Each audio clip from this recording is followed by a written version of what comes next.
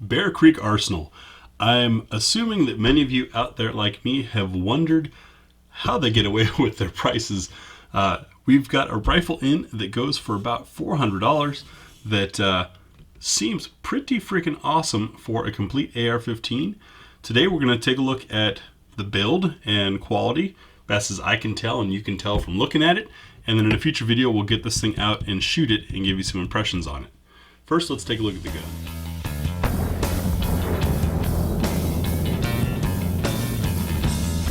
We're going to start things off, of course, breaking this down since my tabletop format doesn't really allow much room for rifle, but I wanted to look at the upper to lower fit.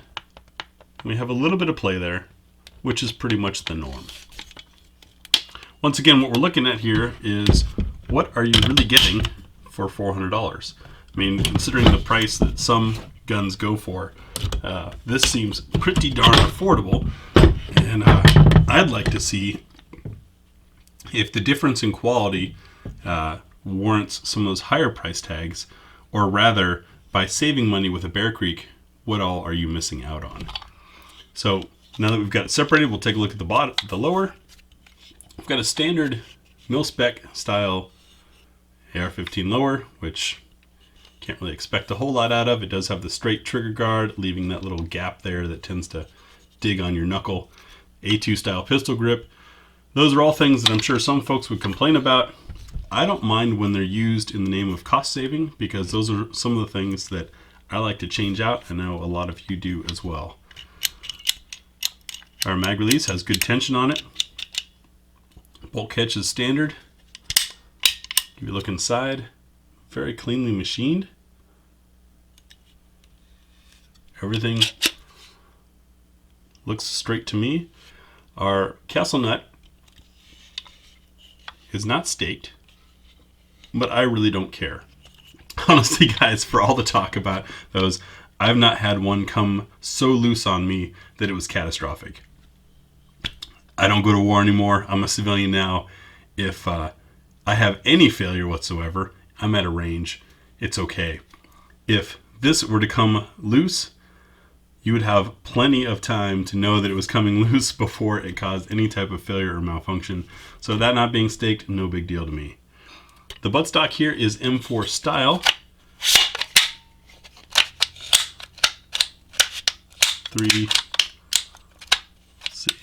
Looks like we've got 5 set positions and then collapsed, so 6. It does have QD points on both sides, which is nice. A little bit of a raise here for cheek rest. And I also noticed that this angle coming downward a little bit is good for rolling into the shoulder. So I prefer that over the original flat edge. You do have a point for a standard sling over here, classic sling here, and QD points on either side. That's not a bad stock. Who cares if it doesn't have a name brand on it, right? So the lower so far looks pretty good. Our trigger, I imagine, is going to feel GI. Creep, creep, creep. Break. Yep. Nice, strong, audible reset. Creep and pull again. No big deal there. Triggers are easy and fun to change out and experiment to what you'd like. Let's take a look at the upper. Starting off on the end, we have a spiral flash hider. A little bit of style there.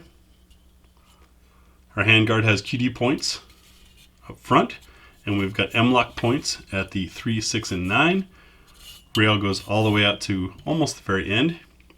Nice and open and aerated. You can see we've got, come on you barrel nut guys, I want to say that's a government profile barrel, looks like to me. A mid-length gas system, I want to guess. I'm going to let one of you snobby guys say something. This right here is a point that I like to look at. The mating of the handguard to the upper receiver. Feels to me like the handguard might be a touch bit lower. All that means is if you slap irons on here, you're going to need a 0, which guess what? You're going to have to do anyways. As far as it being straight, perfectly straight to me. This handguard, I actually really dig. I think it feels nice. It's a good diameter. You're not going to snag or catch on anything. The only complaint I would have about Bear Creek handguards is their barrel nuts are a little tricky to install, but guess what? It's already installed on this, so who cares? Moving on, just for upper, we see our forging mark there. Big shocker, guys. There's only a few places in the country where receivers are actually made. They're just made of different specs, and the forge marking is usually right there. If you're really into it, you can look those up on the internet and see just where this came from. Pull out our carrier and our charging handle. Charging handle looks to be basic GI. No noticeable tweak or twist in it. So it's not a airsoft only or anything like that. It's a real basic charging handle. No complaints there. Our bolt and bolt carrier.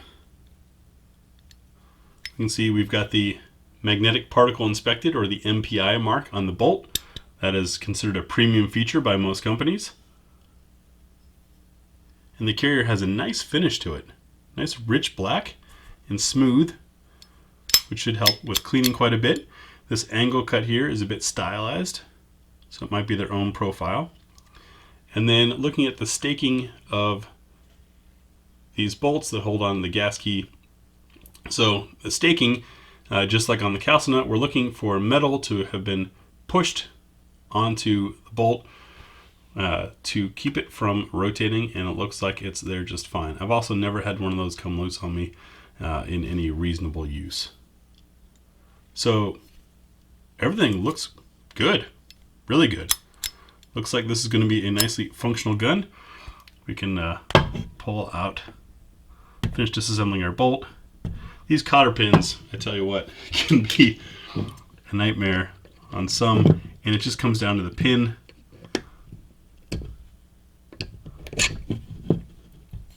That is tight. There's the firing pin. GI chrome plated style, as expected.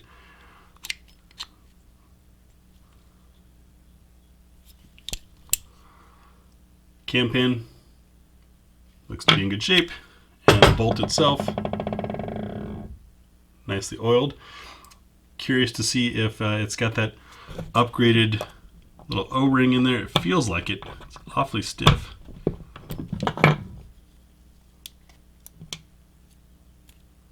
And there you go. Those of you who don't know, this little O-ring and that rubber dinghy inside the spring help stiffen the extractor, give it a little more strength. That was an upgrade that the military went through while I was in service, actually. And some folks in the civilian market have moved to it, others not quite, because it's extra cost.